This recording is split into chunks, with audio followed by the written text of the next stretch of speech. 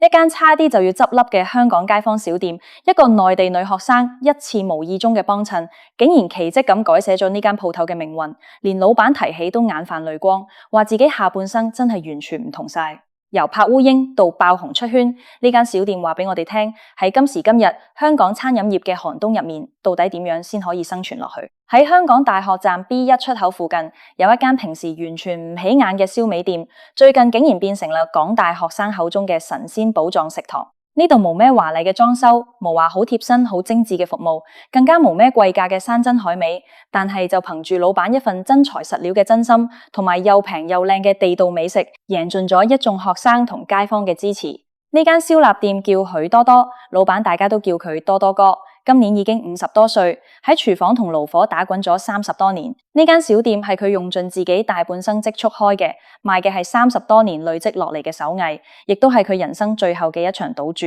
多多哥成日都話，開鋪做生意就等於做人，最緊要對得起自己良心。所以就算之前生意點樣冷清，點樣難捱，佢都堅持要用新鮮食材，每一盒飯都裝到滿一滿，要塞到足料兼實惠。但係大家都有目共睹，過去呢1年幾，本港餐飲市道差到不得了，多多哥嘅鋪頭生意更加係一落千丈。以前就算連最旺場嘅晏晝食飯時間都係冷清清，有時一日賣唔賣到20盒飯都成問題。每個月交租嗰陣，真係要咬緊牙關，密盡銀包先湊得夠。租金、水電、食材、人工，樣樣嘢都瘋狂咁加，但係多多哥就遲遲唔肯加價。佢話如果加價，就真係對唔住一路以來咁支持自己嘅熟客。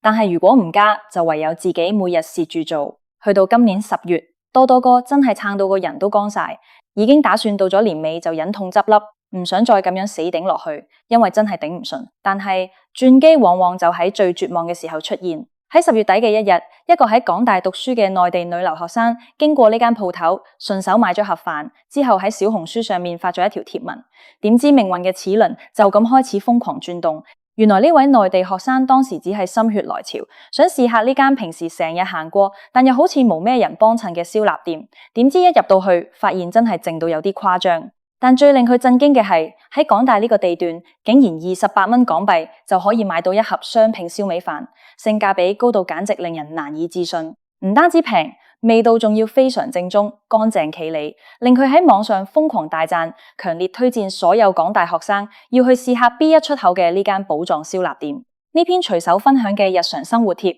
一開始其實冇乜人留意，直到佢第2日再出多一篇貼文。第2日呢位女學生又再去幫襯，佢覺得喺香港呢個物價高到嚇死人嘅城市入面，呢間鋪頭嘅存在簡直就係神一般嘅奇蹟。呢2篇貼文開始喺網上發酵，被越來越多嘅港大學生睇到，大家抱住試客無妨嘅好奇心去幫襯，點知一試就即刻被圈粉，全部變晒回頭客。呢度嘅叉燒肥瘦均勻，入口又嚼勁，得嚟又一啲都唔油膩，燒鵝皮脆肉嫩，咬落去啖啖肉。最重要係個份量真係俾得好大方。結果有學生食完覺得正，就影相上網出貼宣傳，有人就帶埋成班朋友一齊去幫襯，甚至有啲已經畢業準備離港嘅內地學生都要專登返嚟打包一份燒味飯帶走。更加有好多人係自發性咁喺各大社交平台寫長文，強烈推薦，好口碑好似滾雪球咁，好快就傳遍咗成個港大社群。喺社交平台上，越來越多網民自發推薦呢間寶藏小店，回頭客多到數都數唔晒。每逢到咗食飯時間，原本冷清清嘅街角，竟然開始排起長長嘅人龍。自此，呢間原本要準備執笠嘅燒臘店，正式起死回生。多多哥喺寫俾港大學生嘅感謝信入面，字字句句都非常真摯。佢寫道：真係十分感謝香港大學嘅咁多位同學，特別係來自內地嘅留學生，你哋真係好溫暖。我想如果冇你哋嘅出現，可能我再堅持多3-5個星期，間鋪就要被逼執笠。但係命運往往就係咁奇妙。多得你哋，令我喺最灰暗嘅時候重新見到生活嘅希望。學生們嘅熱情好似潮水咁湧入呢間小店，多多哥心入面真係又暖又慌。佢每日睇住網上評論區入面一條又一條滾燙嘅留言，咁好嘅良心小店，大家真係要去多啲支持。又平又好食，喺香港生存真係好不容易。叉燒同燒鴨嘅質素真係極高，完全唔輸俾出面大酒樓。但呢度只係賣28蚊港幣，食到我撐住個肚行返出嚟，真係好抵食。睇住呢啲留言，多多哥諗返起自己當初開鋪嘅初心，佢話自己開呢間鋪從來都唔求大富大貴，只係希望大家可以花少少錢就食到一餐真材實料、熱辣辣嘅飯，等大家出門在外都可以飽肚。睇睇社交平台上面網民分享嘅相片，就明白點解呢間小店會突然之間爆紅。滿滿一整碟燒味，肉多到堆起成座小山咁，飯量又足，連配菜都新鮮爽口。喺香港用呢個極之平民嘅價錢，可以食到咁高質量同咁有溫度嘅一餐，試問邊個會唔中意？為了答謝大家嘅救命之恩，多多哥好感動，主動提出要減價，雙拼飯減2蚊，三拼減3蚊，四拼減5蚊，仲即刻開通埋微信支付，方便一眾內地學生。點知呢個減價嘅舉動反而引嚟大批學生同網民嘅一致反對，好多人紛紛喺網上留言，叫老闆千萬不要再減價。老闆你千萬唔好再減價啦，我好驚你賺唔夠錢交租啊！你要考慮長期嘅收支平衡呀。喺香港呢個咁畸形嘅租金環境下，你賣呢個價錢已經係薄利多銷，將所有利潤回饋俾我哋。你再減落去，我哋真係過意唔去。千祈唔好一味求平，一定要維持合理嘅利潤，先可以撐得住咁好嘅品質。如果因為太低價而影響咗質素，反而仲衰。除咗性價比極高同味道好之外，多多哥嘅待人態度絕對係呢間小店可以絕處逢生嘅另一個關鍵。喺網絡上嘅推薦貼入面，大家反覆提到嘅就係老闆嘅人情味。有網民分享話，去到呢間鋪頭，多多哥每一次都係超級熱情咁打招呼，又成日驚大家唔夠食，主動問要唔要加飯。呢種充滿溫度嘅街坊溫情，同香港市面上好多快急慢嘅餐廳形成咗鮮明嘅對比。正因為多多哥呢份真誠，先會促成咗呢一場餐廳與顧客之間最溫暖嘅雙向奔赴。喺物價高昂、生活節奏急速嘅香港，一間面臨結業嘅小店，因為一班學生嘅善意同熱愛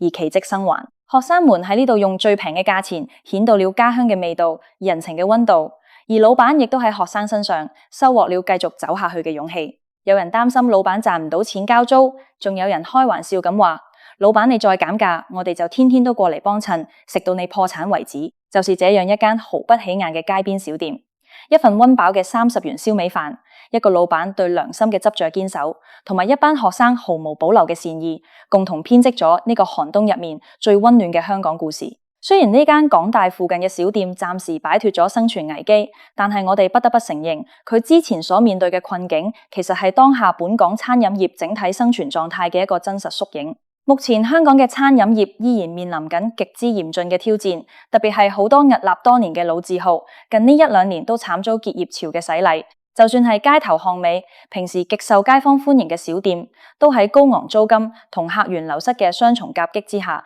苦苦掙扎求存。好似喺10月嘅時候，一間備受街坊好評、每日大排長龍嘅天龍燒鵝，都因為頂唔順沉重嘅經營壓力，無奈關閉咗位於昌業大廈嘅分店。老闆當時親自拍片喺鏡頭面前訴說創業嘅辛酸。喺香港做生意真係難到無法想象，每日一開門，其實我哋都係喺度幫業主打工。呢句無奈嘅直白吐槽，簡直係一針見血，戳中咗當下無數香港老字號同小商戶嘅痛處。被高昂嘅租金無情榨乾利潤，每日辛苦工作，最終都係雙手奉獻俾地產商。據了解，嗰間大約1000尺嘅店鋪，每個月嘅租金高達10多萬元。業主見到佢生意好，人流旺，不但無體諒商戶，反而立刻提出大幅加租。當業主因為你生意好而突然加租嘅時候，原本已經好微薄嘅利潤空間，瞬間就會被無情吞噬。結果就是，就算你每日客似雲來，做到踢晒腳，但扣除昂貴嘅租金同成本之後，其實每賣出一盒燒味，都等於喺度倒貼緊成本。呢個絕對唔係個別例子。好似位於上環經營多年嘅球哥燉湯，同樣係因為業主突然要加租2成，無奈被迫宣布結業。而沙田老牌酒家富東閣嘅經理更曾經坦言，依家嘅租金實在太貴，各項營運開支重到壓死人，真係頂唔耐，捱不住。不過凡事都有兩面，如果一間鋪頭嘅客流量真係非常之好，品牌夠硬，依然可以有足夠嘅底氣生存落去。例如有一間開業先1年多嘅燒味店，主力做本地人生意，港人客源佔咗9成。雖然房東見佢生意好，好快就將租金由一開始嘅每個月幾萬元瘋狂加到去10萬元，加上人工、水電、食材等開支，呢間燒味店每個月嘅營運成本高達20多萬元。但是由於佢哋嘅生意實在一枝獨秀，呢間鋪頭每日要消耗10幾隻豬、20幾隻鵝，每日嘅營業額高達5萬元。換句話說，佢哋嘅月營業額可以高達過百萬元。所以就算面對租金高企，只要有足夠龐大同穩定嘅客流量支撐，佢哋依然有經營落去嘅資本同底氣。但係對於絕大部分嘅香港街坊小店嚟講，如果客流量撐唔起高昂嘅租金成本，就會好容易陷入賣一盒蝕一盒嘅惡性循環。最終佢哋只可以喺業主無情嘅催租單同埋空蕩蕩嘅座位之間默默頂唔順，無聲無息咁消失喺街角。而我哋前面提到嘅港大呢間燒臘店，之所以能夠喺餐飲業嘅寒冬入面活成一道溫暖嘅光芒，正正就是因為多多哥始終將顧客嘅真實需求擺喺自己心上。佢唔會去追求依家流行嘅網紅噱頭，唔會搞啲虛高嘅定價，更加唔會用花哨嘅包裝去呃人。佢只係用最純粹、最笨拙嘅真誠去尊重每一位走入鋪頭嘅顧客，將等每一個喺外面漂泊、辛苦讀書或者做工嘅人可以食到一口熱辣辣、又平又靚嘅飯，當成比賺大錢更加重要嘅信念。所以佢用一碗碗充滿人情味、分量十足嘅燒味飯，喺所有顧客嘅心入面種下咗一份堅不可摧嘅信任。而呢份真誠，亦都成為咗呢個時代最硬朗、最無敵嘅流量密碼。時至今日，呢間燒味店門口依然每日排起長長嘅人龍。多多哥切燒味嘅手速比以前快咗好多，面上嘅笑容亦都完全藏不住。多多哥成日同熟客講，只要你哋仲肯過嚟食，只要我仲負擔得起呢個鋪租，我一定會一直開下去，切多幾多刀都係值得嘅。如果有一日你哋喺出面找不到好食又便宜嘅燒味飯，隨時過嚟我，多多一定唔會等大家餓親。老闆嘅真心真意同埋顧客嘅理解同體諒互相交織，構築成了香港呢座城市入面最美麗、最動人嘅風景。喺呢度，一眾遠道而來讀書嘅內地學生唔單止食到一餐便宜靚正嘅飯，更重要嘅是喺呢個繁華而陌生嘅城市角落，到咗一份久違嘅歸屬感。那些關於離鄉別井、關於漂泊同孤獨嘅故事，